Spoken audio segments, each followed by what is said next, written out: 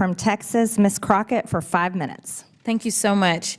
It should not be surprising that the president is doing everything possible to make it more difficult for the media to hold him accountable and for the public to be informed about his reckless and illegal behavior. Yet here we are.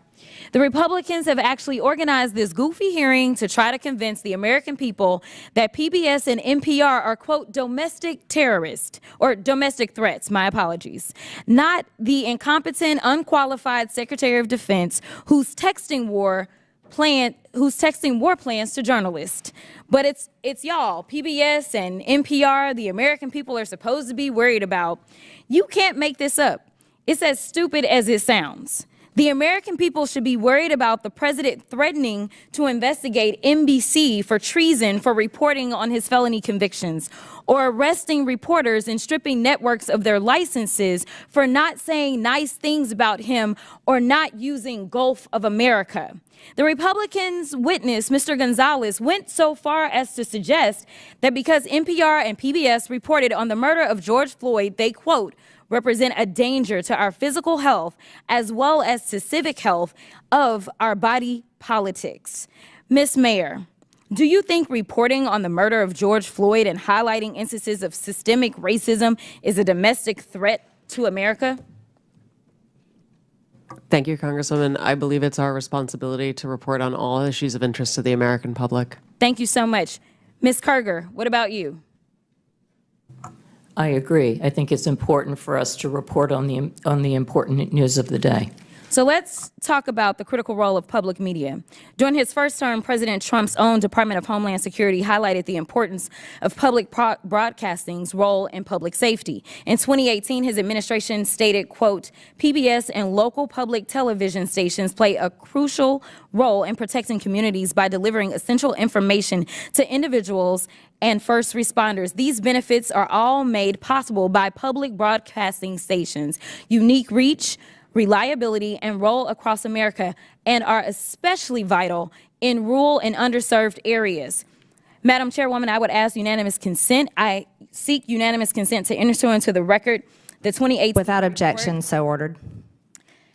And Madam Chair, I also seek unanimous consent to enter into the record the 2019 report titled Modernizing the Nation's Public Alert and Warning System from Trump's. Without objection, so ordered. In the report, FEMA encouraged, quote, the use of public broadcast capabilities to expand alert, warning, and communication capabilities to fill gaps in rural and underserved areas.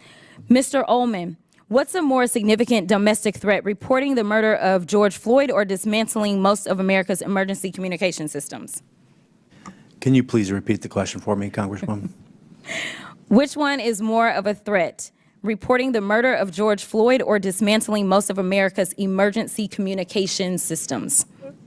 Dismantling the emergency systems. And isn't it true that in Barrow, Alaska is the only, isn't it true that KBRW-AM in Barrow, Alaska is the only broadcast service available in an area of more than 90,000 square miles? That is correct. It's also the North Slope, where the majority of all the oil production that comes from Alaska takes place. Thank you so much. And isn't it true that without these stations' broadcast, Americans in rural communities would lack access to life-saving information and public safety alerts? That is correct. So in your opinion, would eliminating funding for stations in rural America like WNGH, Channel 18, and the Chairwoman's District hurt Americans? It would hurt Americans, yes. In fact, Georgia Public Broadcasting serves as the official distributor of evacuation route information during state-ordered evacuations, and the chairwoman is here advocating to strip their funding. Look, the DOGE agenda isn't about government efficiency. It's about breeding corruption at the expense of the safety of the American people, particularly Americans living in rural or remote parts of the country. They don't care about public safety, they don't care about emergency management, and they don't care about free speech, all of which are harming American people. In fact, I'm gonna skip off real quick because they have tried to come for you, Ms. Mayor, and I just want to clarify, you did not work for NPR when those statements were made, did you?